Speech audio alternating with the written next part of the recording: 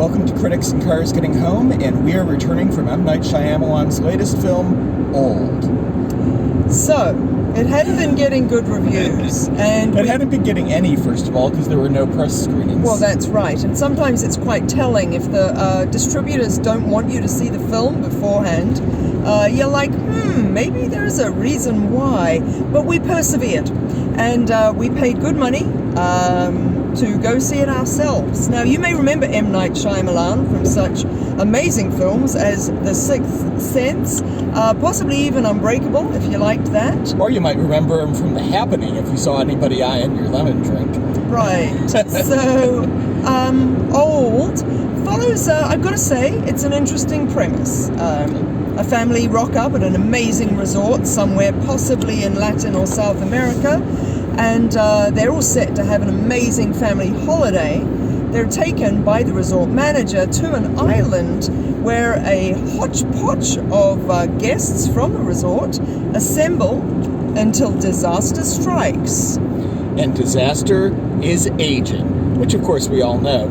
But yes, we certainly do. But for them, it's aging quickly, prematurely and quickly. I won't spoil the ratios for you because actually I found that to be some of the more interesting dialogue in an otherwise ridiculous film. Well, a lot of the dialogue is interesting. I just don't know that it's necessary. But the science I do quite like. I mean, good old M. Night. I mean, to be honest, I would give him a lot of points for originality, particularly in this current cinematic age where nobody really bothers with original stories quite so much. Well, to be fair, it is an adaptation of a graphic novel, but it's still new to cinema goers.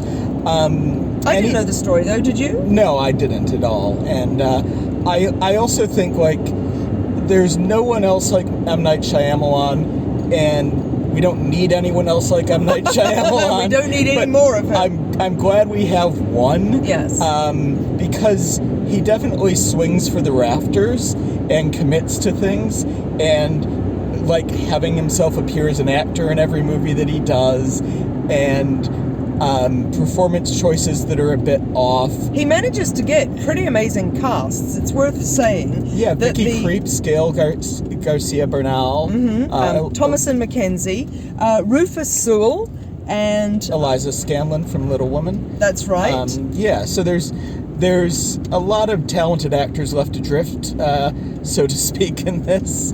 But I also just, he's got a bravura with his camera movement and his sound design and all of these things, and a willingness to experiment and push things, but at the same time, I don't know that it's always in service of story. It seems to be sometimes more in service of keeping himself interested or something. I think I would say, he does a bunch of stuff, and not all of it makes sense. And I don't just mean narrative-wise, I mean, why choose that particular camera shot? And really, was that the best use of your time, M. Night? So he does a lot of interesting stuff, and as you say, bravura is about right. I would call him audacious as a filmmaker, because a lot of it doesn't quite work. But nonetheless, I was pleasantly surprised. I hadn't read any reviews going in. I'd read a headline that suggested that this might be a little bit tedious, and I actually enjoyed it. I think I laughed more than anyone in the cinema, and it's not a comedy. It's not meant to be a comedy anyway, but I was also completely engaged the whole time. I mean, the most quintessentially M. Night thing about it is having a character who's a rapper named Midsize Sedan, which of course I didn't know if Midsize had a middle name, but I couldn't help notice that the M and S were the same. Oh yeah, true. Look, I really feel fondly for M. Night Shyamalan, and I want to tell this story, which is that, when he was first starting out, he was legendarily an asshole and kind of. Do you mean in Sixth Sense days? Yeah, arrogant, I should say. Do you mean pre-director or when he was a director? No, when he would, when Unbreakable came out, he had done these interviews saying, "Oh, I've derived the formula for making successful blockbusters. I'm the next Spielberg." All this stuff. He'd done a couple. Yeah, and then and then he got roundly humiliated by life and the After Earth and The Last Airbender and all those flops. And somewhere around that time, I started following him on Twitter. kind of as a more highbrow version of following Tommy Wiseau or something, I thought. Wow. And it turned out he was the most positive, lovely thing on Twitter. And one of the most wholesome things I saw on Twitter last year was him on his 50th birthday, taking an hour out of the day just to answer questions from anyone on Twitter who asked, and he was like live. Was this like during lockdown? Yeah, this was during lockdown, and he actually showed a couple storyboards from his that he was working on for Old at the time. Yeah. But he's just whatever he's been through has transmuted him, and there's no spoiling that there's a twist, Greenlight. But before that twist happens, you have some uncertainty, which leads to all sorts of potentially really interesting symbolic readings of the film. And I then prove not to be the case. Yeah.